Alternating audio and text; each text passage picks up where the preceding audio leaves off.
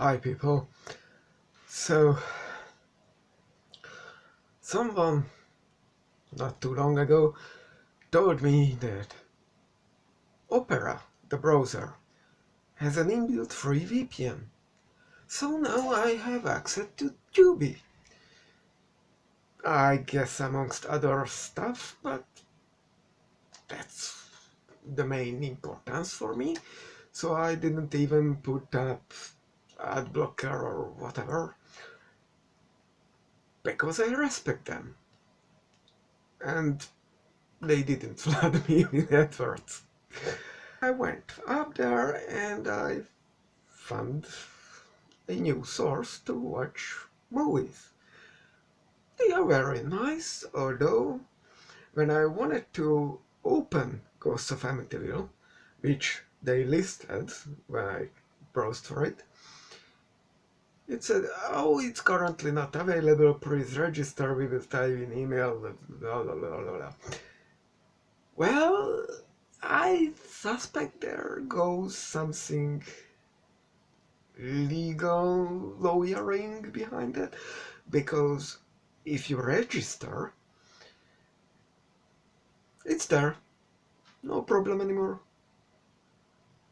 That's fine for me, and I actually not took the effort to make another specialized account. I just went in with the Google account. It's just Tubi. I used the Google account for a couple of various harmless applications like Clipchamp and a couple of other things, never mind it. So I managed to watch it in its entirety. It's not a long movie, fortunately, because the content is questionable. Looks like I wanted to misjudged this movie in smaller details from the available reviews and marketing material. We will get to that. Let's start the movie. The movie starts with showing you a bunch of clowns. They're literally a traveling troupe. They won't appear in the movie, so your guess is as good as mine. Then we see one particular clown traveling in a cab, maybe. Uh, the car ends up in the trenches.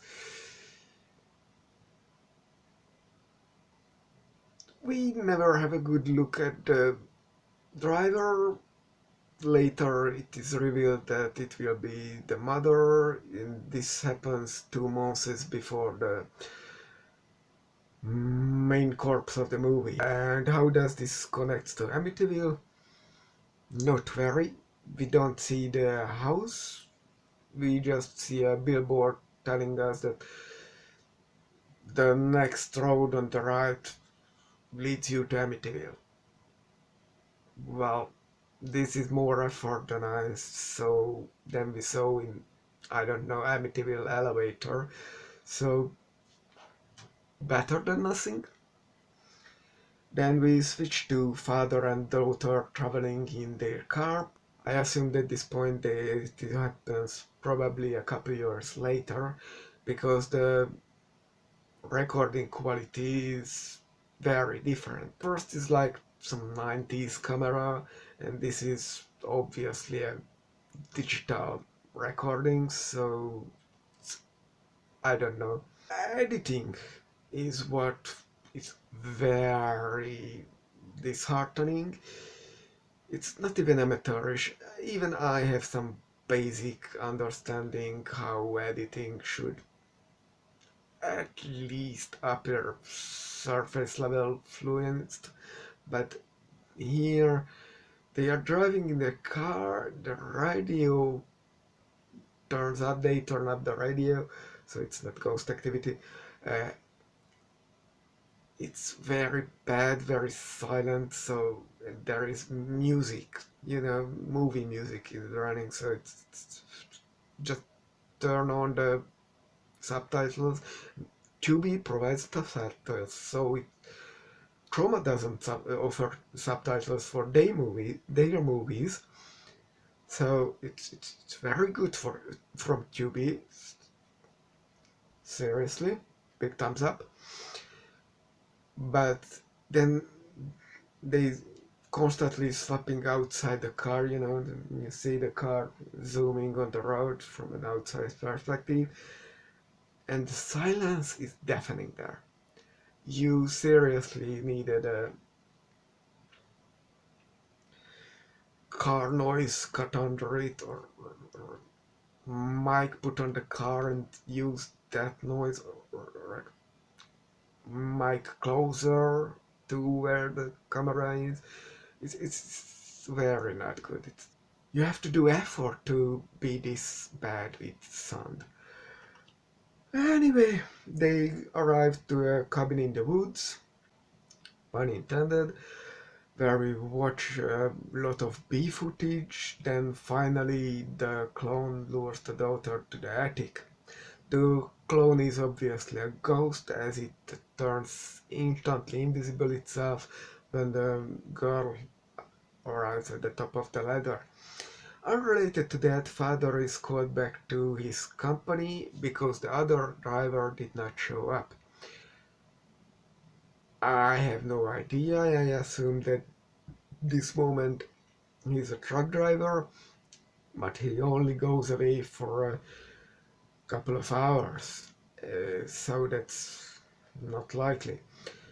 Then later, when we got the information about mother being in the intro scene, maybe he's working for a cab company, but just for one ride going back doesn't make sense either.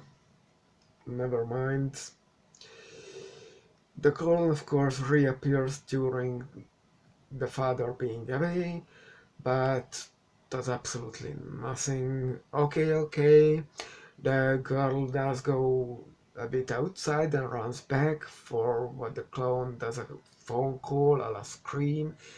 I think the core belt speech here is, why have you run away, not playing with me, or something like that, Merit.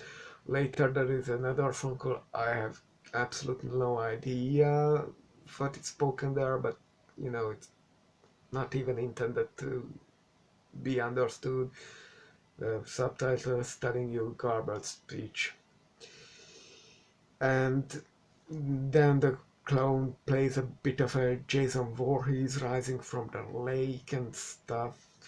There is a volcano scene. Irrelevant. In the end, Mr. Clown gets into the house through the window, but he really isn't there. Remember Ghost? And I think the original idea was to get through the cat door, like the sewer scene from It, just in a bit different. But I think they shot both ways, which idea will work better, but then they kept both because the runtime barely reaches the, full features. Either way, daughter runs out just to see clone standing knee deep in the water.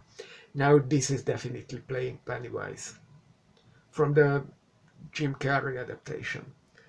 A lot more running around furrows, but it was just a dream! Or was it? By the way, epilepsy warning between 25th and maybe 30th minutes. There is a stroboscope light, and it's just, I think you better know that. Later there is again used this effect, but it's because of circumstances, and shot doesn't really have that flashing light effect on you, but you better know this. But it was just a dream! We learned that mom died like 2 months ago. This is that point where we learned this information. The new info is the 2 months, We knew since the beginning about her dad because dad had some one-line conversation with the daughter. This whole thing is very much working as a silent movie, so if you don't understand a single sentence, it will work almost the same way, so it's not really a big thing. I don't know why I tell you this in English, because then you would understand the movie, so never mind it. And no, mom wasn't a clone, at least I assume she wasn't. Girl sleeps back, dreams about her mother, but then again Mr. Clone appears, she wakes up. That was again who knows how many minutes I won't get back from my life.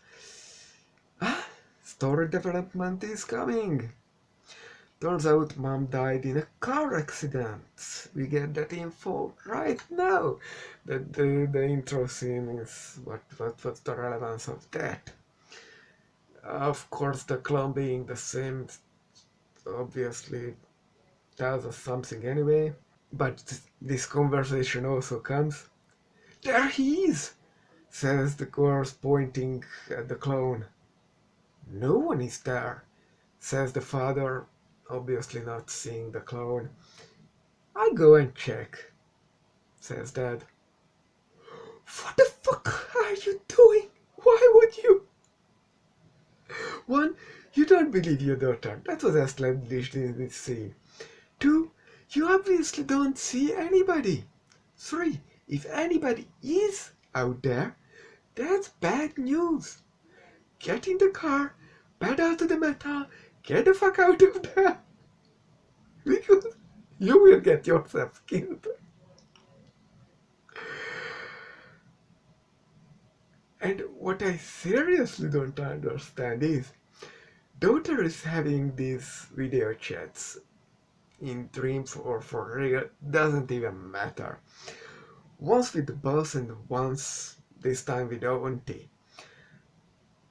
Both wants to speak with father and are insisting that she is just making up that dad is not there.